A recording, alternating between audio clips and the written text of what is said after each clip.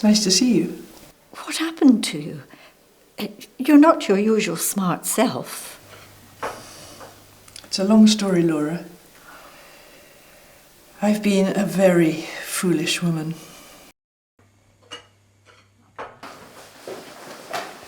I'm back.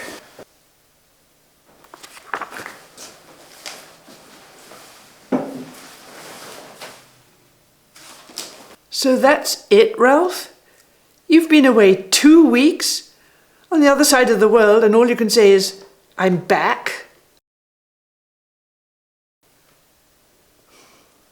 You're not interested in me, what I've been doing? I'm tired. Travelling is tiring. In any case, I'm not interested in your bridge club and your ladies' tittle-tattle. I've joined the bowling club. To play, or to stand and hold court at the bar. That's typical of you. I don't know what's happening to us. You're hardly ever here, and when you are, you're not interested in me. You sleep in that spare room and never come near me. I can't go on like this. Actually, Marion, it's you that are not interested in me. You never inquire what I'm doing. I'm just tired of trying to keep up with all these young colleagues of mine who are whiz kids. If you're not happy, you know what to do. And did you leave? I wasn't going to give up my comforts, my lovely house, my garden. I began to spend more time at the bowling club. I met a very nice man. He actually paid attention to me. We enjoyed each other's company. One day he asked me out to a meal, and one thing led to another.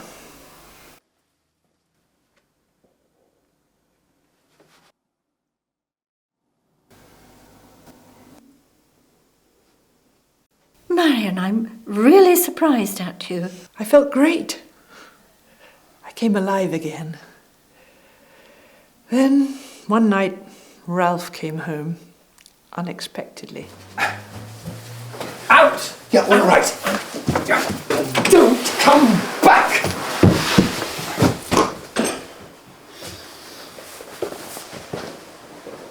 Marion, come here now! I can't believe you had another man in this house. You surprised another man should fancy me? You clearly don't. You can stay tonight, but I want you out tomorrow. I want a divorce. This marriage is over. This marriage was over a long time ago. Don't forget, I own half this house. So, whether you like it or not, I'm staying.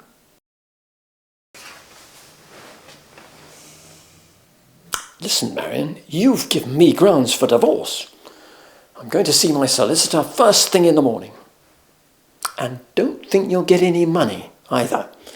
I've blown the lot. Sleep well. Marion, look, don't worry, sweetheart. What about me selling my flat and, buying Ralph's half share in this house and, moving in with you? I mean, we get on very well, don't we? I'm sure we'd be very happy together. It's a bit sudden, Tony. I don't know you that well. But could be the answer, couldn't it? Though I don't know Ralph would agree to your buying his share. Well, the ball's in your court, Marion. Tell him that you won't agree to a divorce unless he agrees to buying me out. I'll do it. I'm going to milk him for everything he's got. He says there isn't any money. I don't believe him. There you are.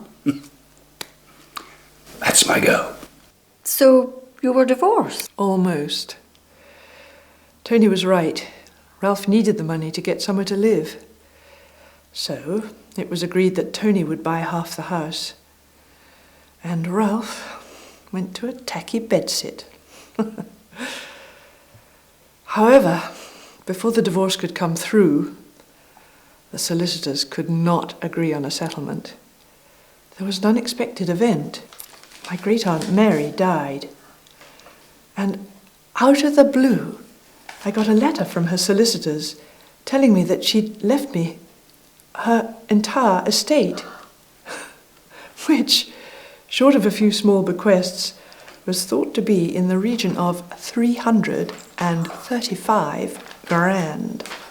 Marion, that was wonderful. Oh, this is great news for you, sweetheart. Your money worries are over. But don't you see, Tony, we can't let Ralph or his solicitor know about this inheritance, or he'll be after half of it. What shall I do? Marion, you must keep this from your own solicitor. He may be duty-bound to report it. You must find an investment that won't show up on any income tax return. Where do I go for that? I'll leave that to me. I'll see what I can find out. Did he find an investment for you? No. There was a strange coincidence. The very next week, a man came round the doors.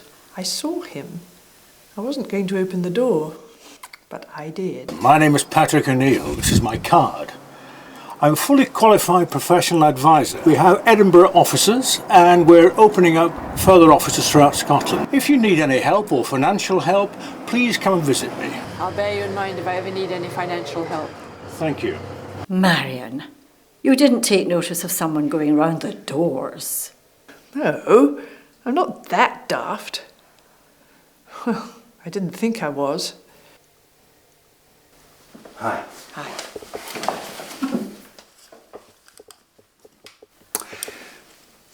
I've been thinking about this chap O'Neill, Marion. I checked out his company on the internet, and I asked them if they were setting up a local business here. I also phoned them. They confirmed that they were. Apparently O'Neill was a very valued employee. So, have you changed your mind? Well, think. As O'Neill's new to the area, well, Ralph and his friends won't know him. More to the point, he won't know Ralph or any of his cronies. You can then take out an investment without telling anyone and watch the interest grow and grow. And can I have access to the money at any time? Oh, yeah, you can take it out when you need it and whenever you need it. You're a rich woman.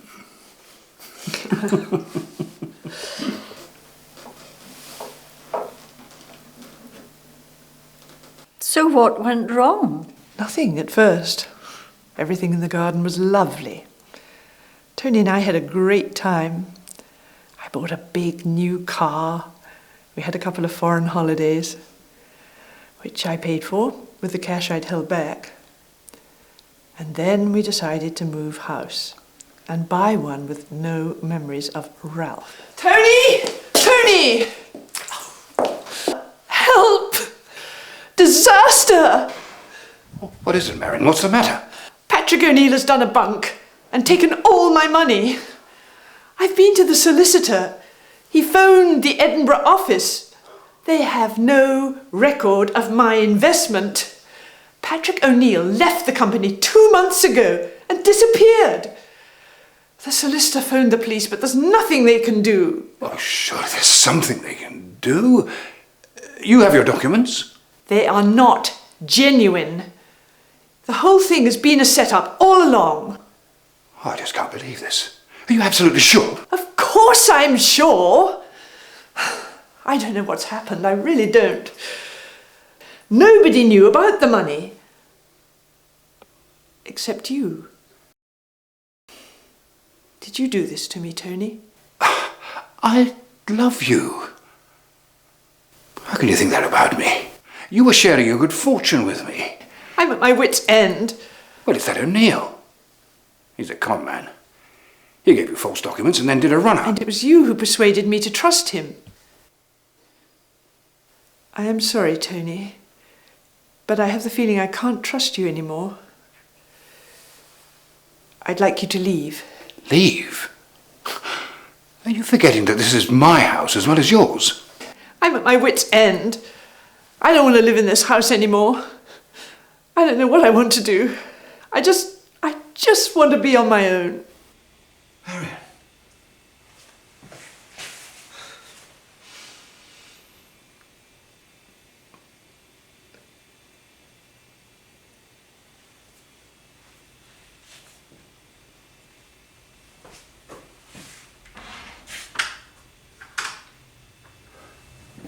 Tony set it up.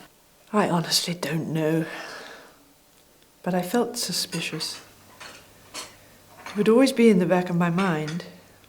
So we sold our house and went our own ways. Do you still see Tony? No. I left the bowling club. He's nothing to me now. Ralph, do you see him? I have no idea where he is, and I don't want to know. These two men have ruined my life. But Marion, don't you think you brought this on yourself? You had the affair. You hid the bequest instead of sharing it. It's your own fault. Trust you, Laura, to take the side of the men.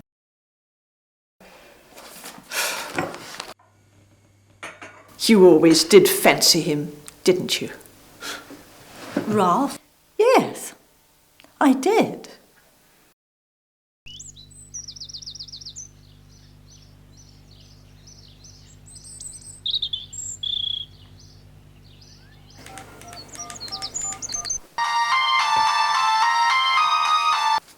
Hi, Patrick. How are things in sunny Argentina? Ralph! Yeah, it's great here. I'm very happy. Yeah, how are you? Things worked out well for me. Got a little wee button ben on the hills with a great view. No worries. Thanks to you, my clever friend. Don't forget Great Aunt Mary's part in it. Her bequest to you. Great Aunt Mary. Yes, and the jug. With a copy of the will inside it. Mind you, I didn't think Marion would fall for it.